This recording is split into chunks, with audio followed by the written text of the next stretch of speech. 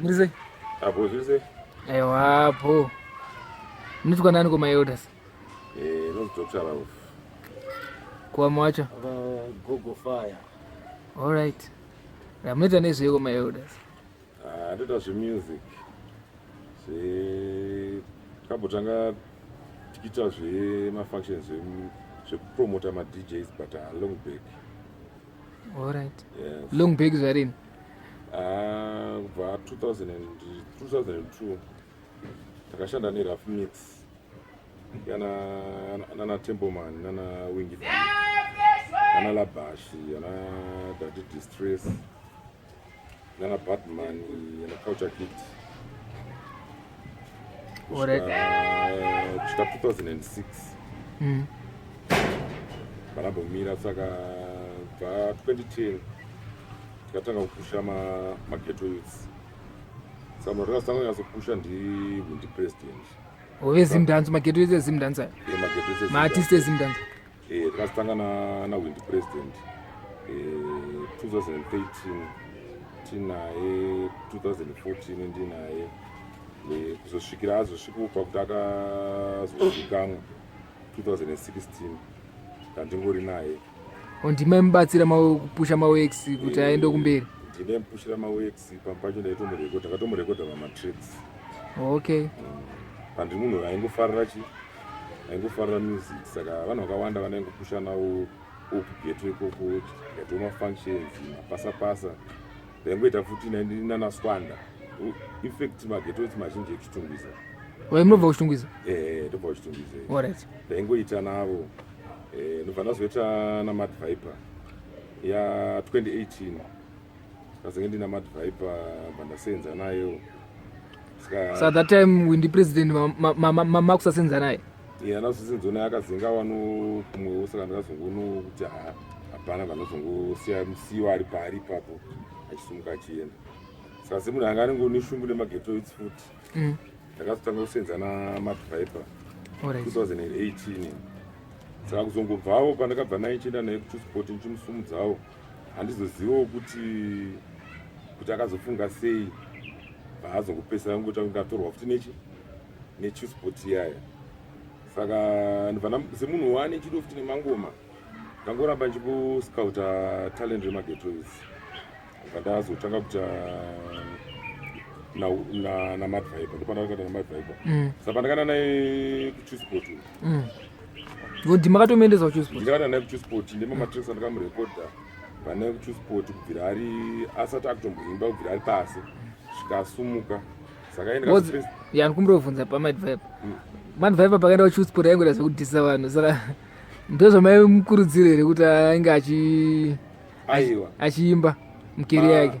Mukateerera matracks andakaitira Mad Viper ndakaitira naye kuchisport yekutanga yanga iri paridhimu ravo rinonzi panomhanya munhu riya yainzi Manmia Craze but yanga isiri diso but amuitira futi mwetrack kuchitungwiza neEmpire yainzi Tak yanga isiri diso but aita imwe namalon T yainzi Getaway but yanga isiri diso but aenda naye kuMount Zion but paridhimu rake raakaita naSam Christ Champions League vanaimba song yainzi Tyre yanga isiri diso saka paakaenda ikoko kwana levels vanenge vakambva vangomuchiva vakazomugadzira ridhimu ronzi uyu riya vaadzokera futi vakangamuba madhisi but pandaive naye but mamusingakurudzire zveasingakurudzire madhisi nekuti madhisi hakuna hiti rinobuda padhisi sure hakuna dhisi haritambike saka ukanawo kuti uchipusha munhu ari kuimba dhisi kurota panozva uri kuita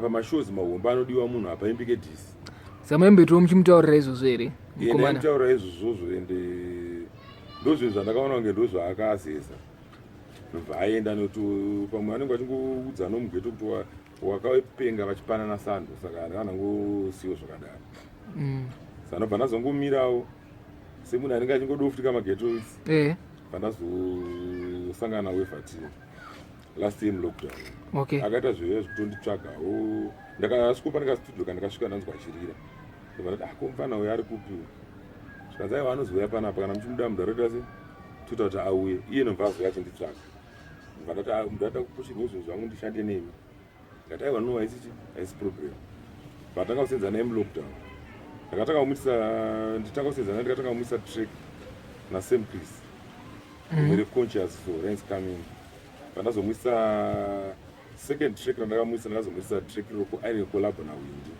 na same Chris ye but zvese kwangu ngumdaze kuti ndimpushe ndobva ndazouya nekuchusport ndobva ndamuitisa track paridhimu ravo rainzi chenesa iriyo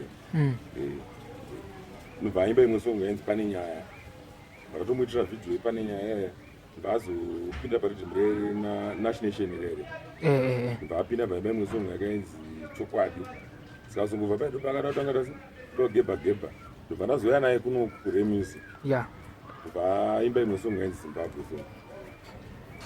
from there kuchusport kwachona vakamboita nga vamutase vamupa futi saka ndangoona kuti uyu anenge auda kungowandira uku zvatichikuita nazvo zvazvichanyatsoita se hazvichanyatsobudewo then ubva nangoita se vanangomirawo asi semunhu wano ane chido futi nemusic ndakazosangana nanzi Gogo Fire ndomakumaneja ndoenda kumaneja izvo ndiva ndinaye but kumashure ikoko futi pane mfanadzi blenders ndomisi akati bengauyawo ndikatombochakada kupushana naye but une mageto itso nepfungwa dzavo dzavanenge vainadzo dzinosiyana vanenge vachingofunga kuti zvinhu zvinongoitwa munhu uchingomhanya zvisina kuwekwa saka ndoda kupushirwa zvinhu zvangu nekumanejwa but indine type yemapushiro andinoita artist andoziva kuti artistika ndikamupusha newei anoenda kumberi but munyama watiri kuita magetosi atiri kusangana nawo vari kukasira kuda kuwana mbiri yacho vasati vaigadzira vanokangana kuti ndo vanogadzira mbiri yacho saka vakavati ngatigomire track 1 unotoona munhu akuda unoimba mumasong 20 saka vakazongoita nguva kuti aiwa ngatigomire timbopusha iri